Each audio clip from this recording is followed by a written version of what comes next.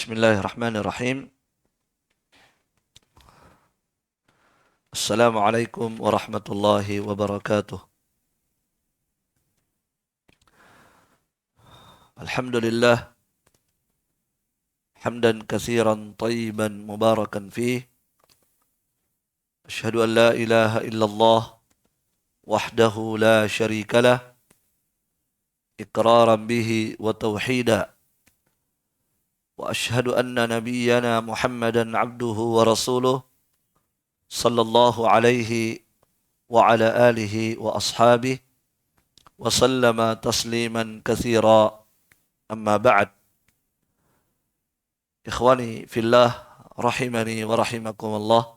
Alhamdulillah, di pagi hari ini menjelang siang,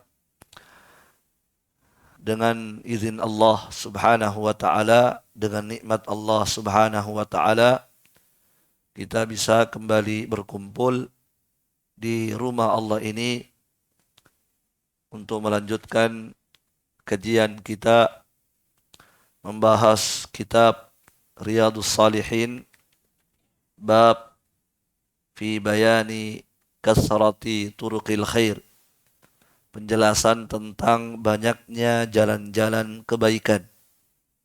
Ya, alhamdulillah, ya, walaupun perjalanan kita sudah sangat lambat, ya, ala kulli hal, di pagi menjelang siang ini kita akan masuk pada hadis yang kelima atau hadis keenam, ya.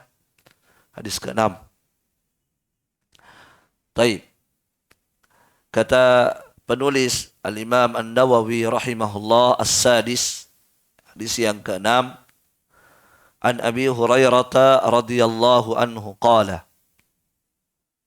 qala Rasulullah sallallahu alaihi wasallam. Dari Abu Hurairah, semoga Allah meridhai beliau, beliau berkata, Rasulullah sallallahu alaihi wasallam telah bersabda, kullu sulama minan nasi alaihi sadaqah.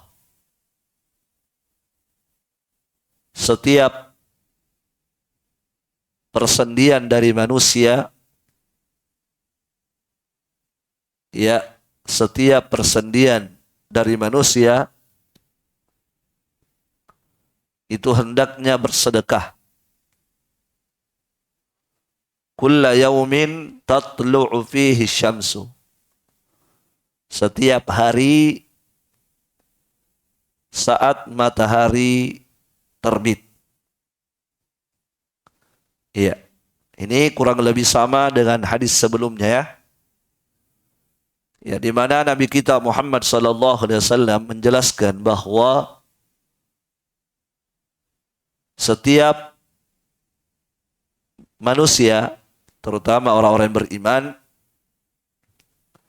itu mereka punya persendian. Nah, persendian-persendian manusia ini itu dianjurkan untuk bersedekah. Dianjurkan untuk bersedekah. Ya.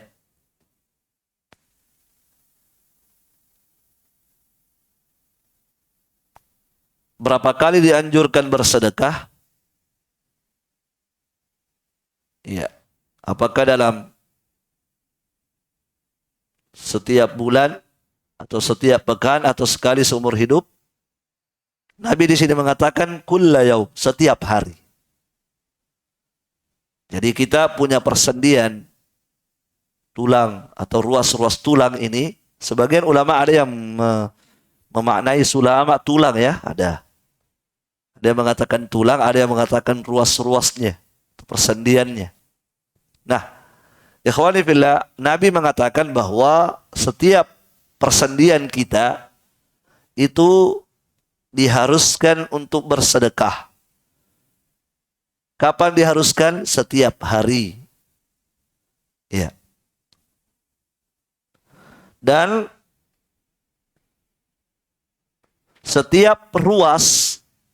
Setiap ruas-ruas tulang atau persendian itu setiap hari disuruh sedekah. Dan berapa ruas tulang manusia? Berapa persendian manusia jumlahnya? Sudah kita terangkan di pertemuan sebelumnya. Ya, jumlah persendian manusia itu adalah 360. 360. Ini berdasarkan hadis Nabi. Ya, silakan para ilmuwan meneliti ya. Para ilmuwan yang merasa mumpuni ilmunya silakan teliti. Ya. Dan pasti penelitian Anda akan sampai pada kesimpulan bahwa ruas tulang manusia atau persendian manusia jumlahnya 360. Kalau Anda mengatakan kurang, berarti penelitian Anda salah. Atau Anda mengatakan lebih, berarti penelitian Anda salah. Kenapa? Sebab Nabi menyebutkan bahwa jumlahnya ada 360. Itu kabar dari Nabi Sallallahu Alaihi Wasallam. Sebagaimana hadis yang akan kita baca nanti. Jelas ya? Dan Nabi semua kabarnya benar, tidak ada yang salah. Semua kabarnya Nabi benar, tidak ada yang salah. Adapun manusia, setinggi apapun ilmunya, secerdas apapun otaknya, pasti salah, pasti benar. Ya, maka teman-teman yang ingin meneliti silahkan. Ya. Baik. Nah, ikhwani fillah, kalau begitu dalam setiap hari berapa sedekah kita yang harus kita berikan? Kalau persendian manusia ada 360 dan kata Nabi setiap persendian diharuskan bersedekah, berarti dalam satu hari berapa sedekah yang harus kita keluarkan? 360. Ya, subhanallah. Dan kita dianjurkan bersedekah di sini, ini sebagai bukti apa? Kita disuruh bersedekah. Setiap tulang-tulang kita, persendian kita, itu dianjurkan bersedekah setiap hari. Sebagai tanda apa kita? Sebagai tanda syukurnya kita kepada Allah subhanahu wa ta'ala. Bukti kesyukuran kita kepada Allah Jalla wa'ala yang memberikan, ya, yang memberikan persendian-persendian itu yang komplit. Ya, bisa dibayangkan kalau kurang, pasti ada masalah pada tubuh kita, kan begitu? Atau lebih, pasti bermasalah pada tubuh kita. Ketika Allah menciptakan dengan jumlah yang pas, maka itulah yang terbaik pada tubuhnya kita. Laqad khalaqnal insana fi ahsani taqwim, kata Allah. Sungguh kami telah menciptakan manusia dalam sebaik-baik bentuk. Sesempurna fisik bentuknya. Masya Allah ya. Nah, sebagai seorang muslim yang diberikan persendian-persendian ini yang sempurna, yang pas ukurannya, yang pas jumlahnya, wajib baginya untuk bersyukur setiap hari. Wajib bersyukur setiap hari. Dan tanda kesyukuran kita kepada Allah adalah dengan bersedekah. Setiap ruas tulang kita diharuskan bersedekah sebagai wujud kesyukurannya kepada Al-Mun'im, Allah yang memberikan nikmat. Barakallahu fikum. Nah, ya. Bisa kebayang nggak 360 sedekah setiap hari? Hah? Semua persendian kita bersedekah. Ya. Dan sedekah di sini, ikhwani fillah, sedekah di sini bermakna luas, bukan hanya dengan harta ya. Tapi dia bermakna luas. Yang kata para ulama, ya, bahkan hadis Nabi nanti, kullu ma'rufin sadaqah. Semua kebaikan itu sedekah. Berarti tidak terbatas pada harta. Sebab Nabi mengatakan apa? Kullu ma'rufin sadaqah. Semua perbuatan baik itu adalah sedekah. Berarti persendian-persendian kita ini harus berbuat baik. Kalau dia sudah berbuat baik, berarti dia sudah bersedekah. Syekh Abdul Muhsin Al-Abbad, ya, Syekh Abdul Muhsin Al-Abbad, hafizahullah ta'ala, mengatakan bahwa ya, kamu gerakkan saja badanmu semuanya untuk ibadah. Dan fokuskan atau manfaatkan saja badanmu untuk ibadah, maka itu sudah bersedekah. Paham? Kamu gerakkan saja. Gerakan untuk apa? Gerakan untuk ibadah. Iya. Lisan digerakkan, mata digerakkan, tangan digerakkan, kaki digerakkan, lutut digerakkan, punggung digerakkan, pinggang digerakkan. Digerakkan untuk apa? Untuk ibadah. Selesai. Kapan Anda sudah menggerakkan satu anggota tubuh Anda untuk beribadah kepada Allah Subhanahu wa ta'ala, maka Anda sudah bersedekah dengan 360. Ya, Anda sudah bersedekah dengan semua persendian Anda. Dan ada satu amalan sudah mewakili semua. Dengan antum kerjakan satu amalan ini setiap hari, maka Anda sudah bersedekah dengan 360 sedekah. Semua persendian Anda sudah bersedekah hari itu. Dengan satu amalan yang utama. Yang ringkas. 5 menit, selesai. Apa itu? Sudah lewat pembahasannya. Yang kata Nabi, wa yujzi'u min dzalika, dan akan menutupi semua itu dengan mengerjakan salat duha 2 rakaat. Antum sholat duha 2 rakaat, maka di hari itu semua persendian antum sudah bersedekah. Ya, apa kata Syekh Abdul Muhsin tadi? Kamu gerakkan saja badanmu untuk ibadah, kan? Orang yang sholat bergerak semua, kan? Ruku, sujud, lisan, mata. Masya Allah. Jelas ya? Barakallahu fiik. Baik. Nah, dalam hadis ini Nabi menyebutkan contoh-contoh sedekah dengan persendian.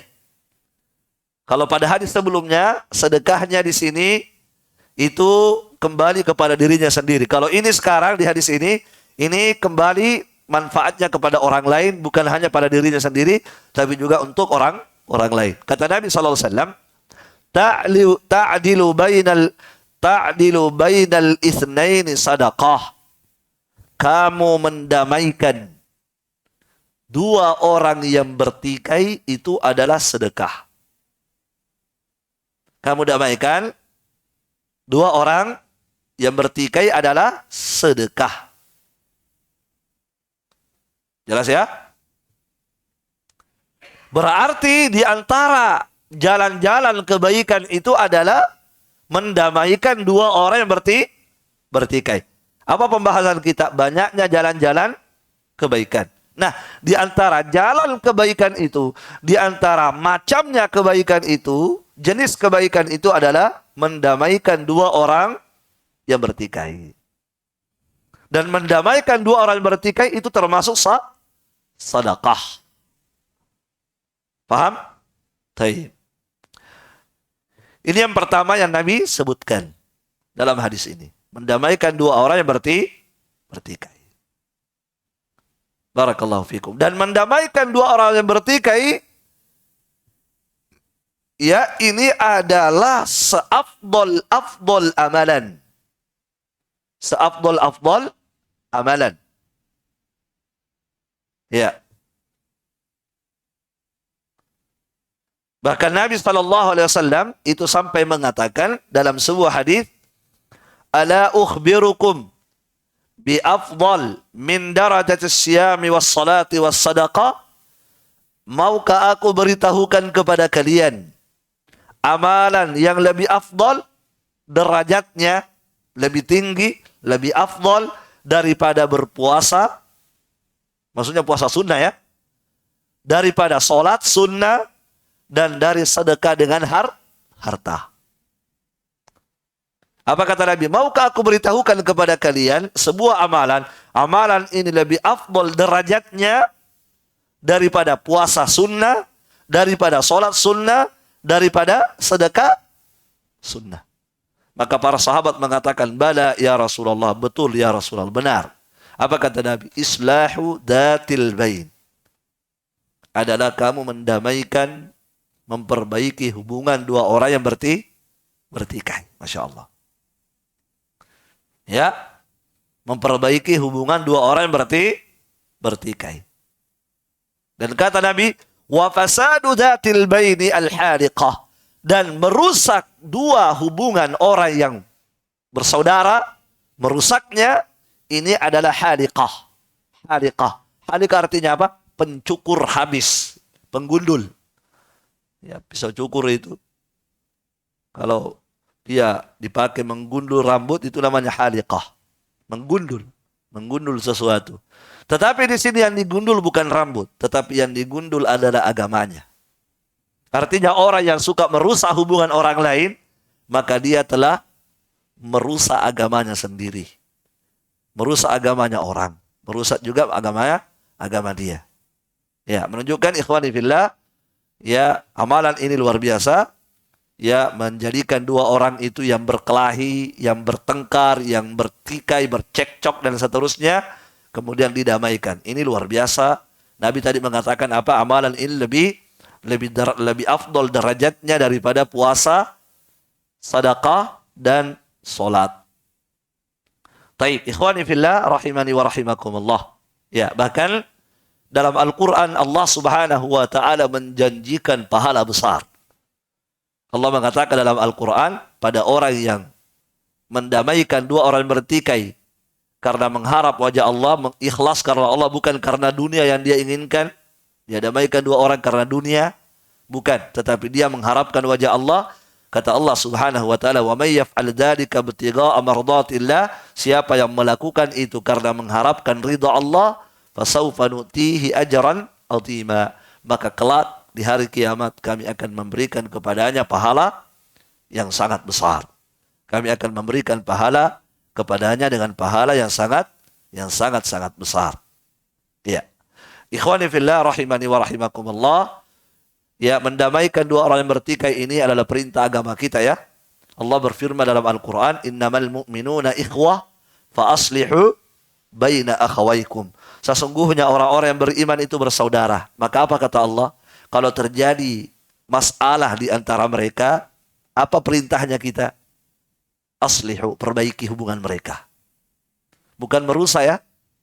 Bukan malah menambah, memperparah, memperkeruh pertikaian mereka. Kita sebagai orang yang beriman diperintahkan oleh Allah, sesungguhnya kalian itu bersaudara, wahai orang-orang yang beriman, maka ketika terjadi masalah di antara mereka, maka kalian jangan menjadi penonton terbaik. Ya. Jangan menjadi penonton terbaik, tetapi jadilah sumber kebaikan. Ya aslihu baina akhawaikum. Perbaikilah hubungan di antara saudara-saudara kalian. Ya, sampai ikhwani fillah, sampai begitu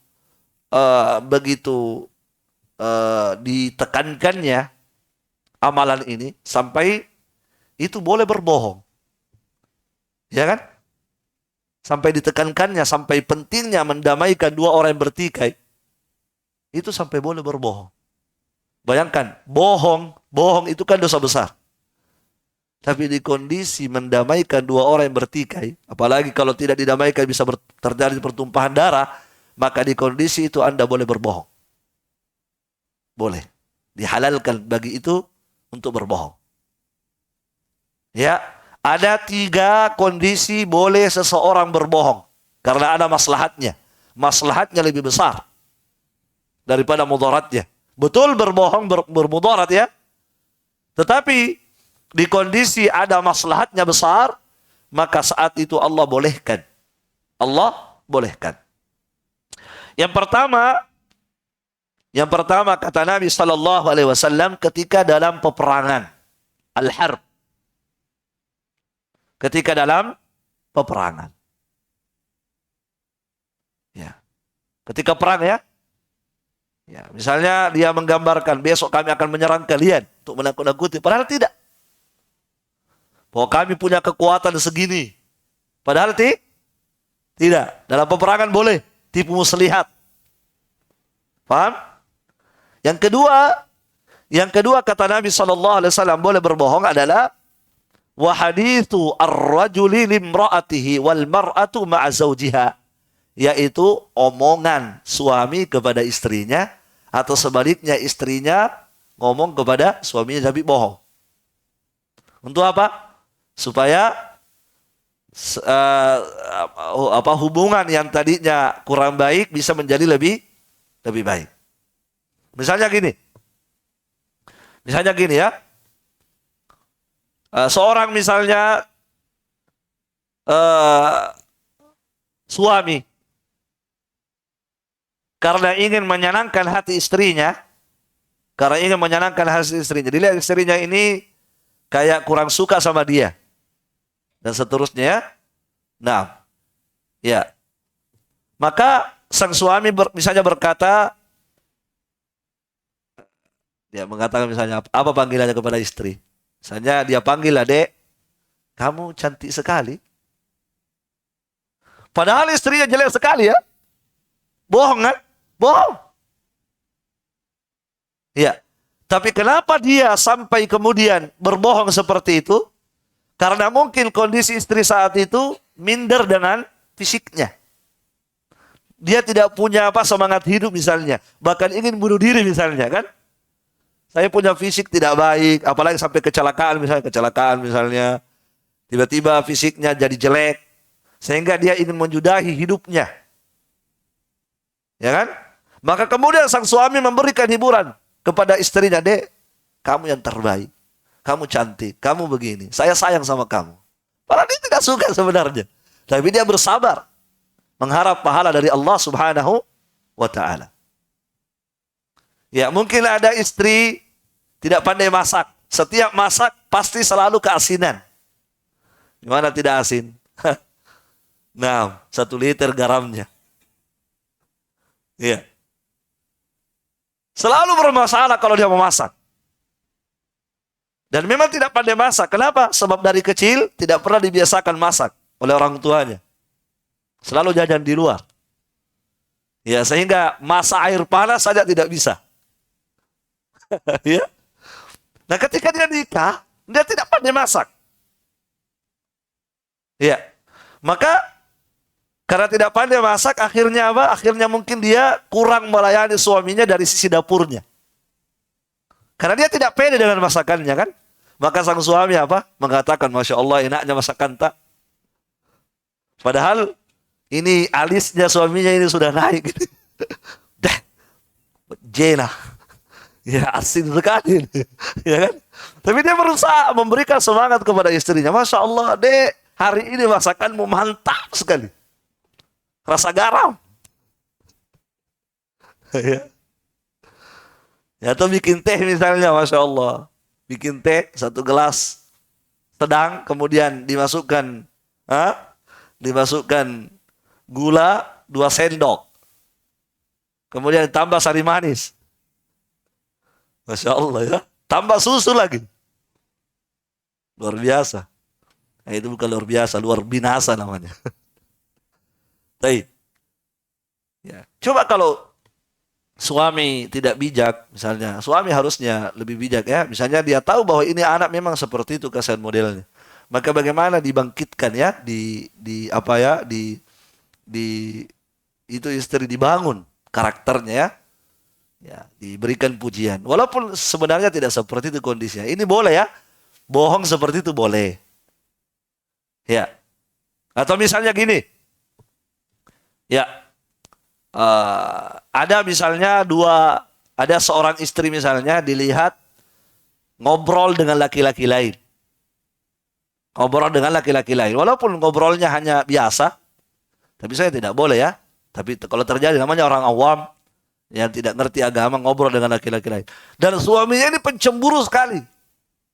Luar biasa pencemburunya. Yang mana jika suami melihat istrinya ngobrol seperti itu, pasti dia akan mengatakan, "Saya talak 10 kan."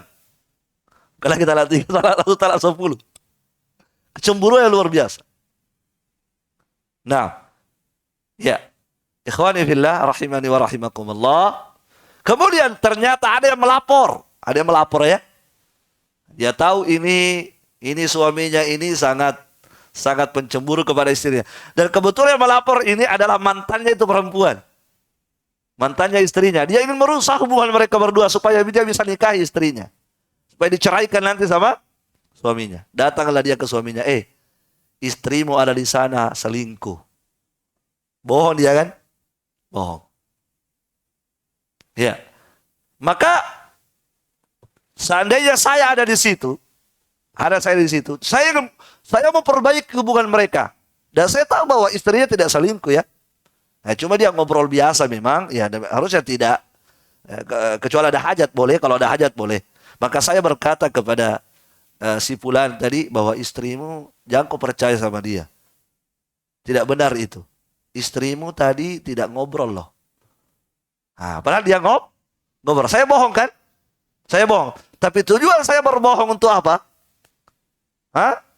Untuk mendamaikan di antara mereka berdua. Memperbaiki hubungan mereka berdua. Maka ini boleh. Ini yang kedua. Yang ketiga kata Nabi SAW adalah, kata beliau, al-islahu bainan nas.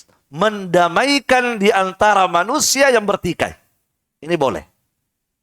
Ini pembahasan kita tadi. Ya, di antara bentuk sedekah kata Nabi adalah ta'dilu baina isnaini. Kamu mendamaikan dua orang yang bertikai.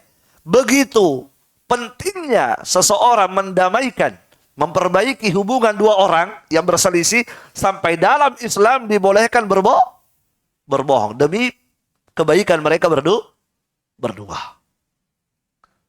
Ya, apalagi ikhwani fillah, apalagi mendamaikan hubungan antara suami dan istri. Ingat, ini lebih penting. Kenapa? Sebab ingat, sasaran atau tujuan paling utama iblis adalah menceraikan suami istri. Itu sasaran utamanya. Bagaimana dua pasangan itu bisa berpisah. Makanya dalam Islam itu luar biasa ya. Peran sebagai seorang muslim itu menjadi muslih, menjadi orang yang memperbaiki. Bukan datang untuk merusak hubungan orang. Ya, dari sini pula kita bisa menyimpulkan betapa besarnya dosa orang yang merusak hubungan keluarga orang lain. Na'udzubillah. Baik. Kemudian kata Nabi SAW, wa tu'inur rajula fi dabbatihi fatahmiluhu 'alaiha aw tarfa'u lahu 'alaiha mata'ahu sadaqah. Dan kamu menolong seseorang pada kendaraannya. Kamu menolong seseorang pada kendaraannya. Kamu angkat dia ke atas kendaraannya. Kamu bantu dia naik kendaraan. Ya, ada orang tua misalnya payah, kasihan sekali. Untuk naik PT-PT itu susah sekali, naik PT-PT susah. Antum melihat dia, jangan nonton saja. Datangi sang kakek tersebut, bantu dia untuk naik ke atas PT-PT. Itu maknanya. Kamu angkat dia, kamu bantu dia untuk naik ke atas kendaraannya. Atau kamu angkatkan barang-barangnya naik ke kendaraan. Maka apa kata Nabi? Ini adalah sedekah. Artinya kalau kita sudah melakukan ini, berarti tulang-tulang kita sudah bersedekah hari itu. Ingat tadi apa kata Syekh Abdul Masih Al-Abbad? Kamu gerakkan badanmu untuk ibadah kepada Allah, itu kamu sudah bersedekah. Setiap kebaikan kata Nabi adalah sedekah. Dan ini termasuk kebaikan. Anda melihat orang, misalnya orang tua mau menyeberang di tengah kota, orang dari kampung mau menyeberang.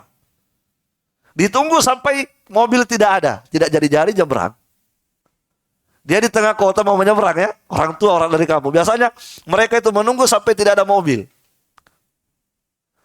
Ya, karena takut mereka nyeberang. Antum bantu dia menyeberang. Pegang tangannya kalau laki-laki, pegang tangannya, kemudian bantu dia menyeberang jalan. Ini termasuk sedekah. Ya, apa kata Nabi tadi? Kamu mengangkat, membantu dia naik untuk naik ke atas kendaraannya, atau kamu angkatkan barang-barangnya ke atas kendaraannya, ini adalah sedekah. Wal kalimatu thayyibatu sadaqah. Kemudian berikutnya kalimat-kalimat yang baik adalah sedekah. Ucapan-ucapan yang baik juga adalah sedekah. Di sini umum kalimat yang baik mencakup apa? Mencakup berzikir, baca Al-Quran, memerintahkan kebaikan, melarang kemungkaran, menyampaikan ilmu. Ini semua adalah kalimat-kalimat yang baik. Maka ini semua adalah sedekah. Wa bikulli khatwatin tamshiha ila salati sadaqah. Dan setiap langkah kakimu, setiap langkah yang kamu langkahkan ke masjid untuk sholat, itu adalah sedekah. Itu adalah sedekah. Ketika dua kaki Anda melangkah ke rumah Allah untuk melaksanakan ibadah sholat, maka langkah kakinya Anda itu adalah sedekah. Jelas ya? Jadi banyak jalan-jalan kebaikan. Di antara jalan-jalan kebaikan tadi apa dalam hadis? Pertama, mendamaikan orang yang bertikai. Yang kedua, hadis tadi, membantu orang naik ke kendaraannya atau mengangkat barang-barangnya. Ya? Apalagi?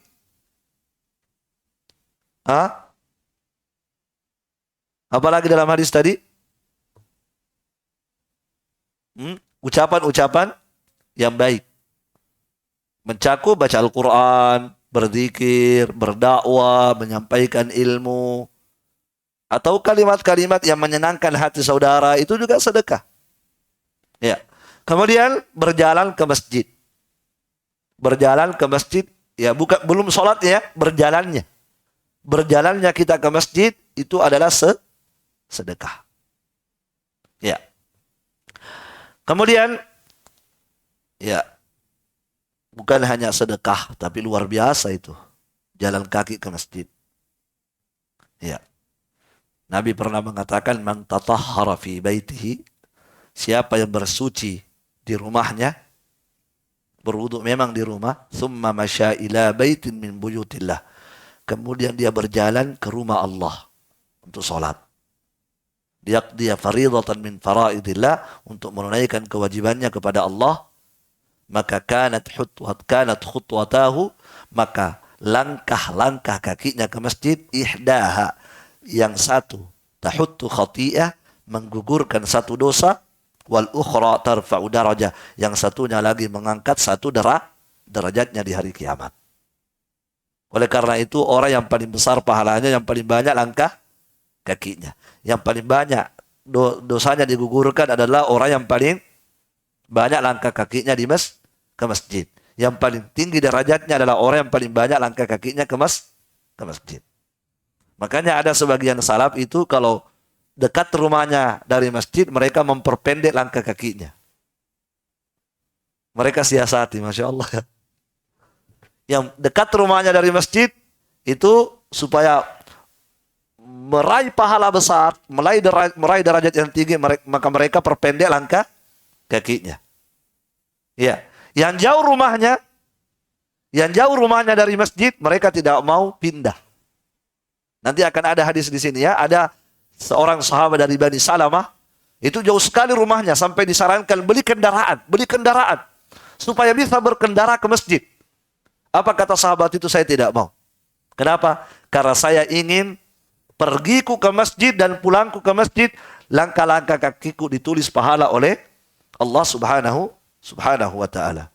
Kemudian kata Nabi, wa tumitul ada 'anit tariqi sadaqah, dan kamu memungut al-ada, sesuatu yang mengganggu orang-orang yang lewat di jalan, itu juga adalah sedekah.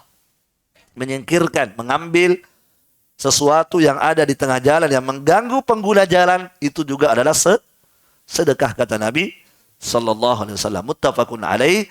Hadis ini sahih, disepakati sahihnya oleh Bukhari dan Muslim. Jelas ya? Baik. Ini hadis yang ketujuh. Jadi jalan-jalan kebaikan dalam hadis ini sangat banyak. Ya, ada beberapa di sini disebutkan. Dan semuanya itu termasuk bagian dari bersedekah. Sedekah dengan tulang dengan tulang-tulang atau ruas-ruas tulang kita. Taib. Kemudian berikutnya kita lanjut. Warawahu Muslimun aidan min riwayati Aisyah radhiyallahu anha qalat. Dan juga diriwayatkan oleh Imam Muslim dari riwayat Aisyah, semoga Allah meridhai beliau berkata, qala Rasulullah sallallahu alaihi wasallam, Rasulullah sallallahu alaihi wasallam bersabda, innahu khuliqa kullu insanin min bani Adam ala 60 wa 300 mafsil. Sesungguhnya seluruh manusia dicipta oleh Allah dengan 360 persendian. Ini hadisnya tadi. Sesungguhnya khuliqa, diciptakan, kullu insan, setiap manusia dari Bani Adam, ala 60 wa 300 mafsil, di atas ya 360 persendian. Masya Allah. Luar biasa ya. Bisa enggak manusia menciptakan satu? Tidak bisa. Setengah? Tidak bisa. Subhanallah. Ya, dalam tubuh kita, ikhwani fillah, dalam tubuh kita ini ada berapa persendian? 360. Banyaknya. Kalau hilang satu atau hilang dua, tidak sempurnalah badan kita. Makanya kita wajib untuk bersedekah sebagai tanda syukur kita kepada Allah.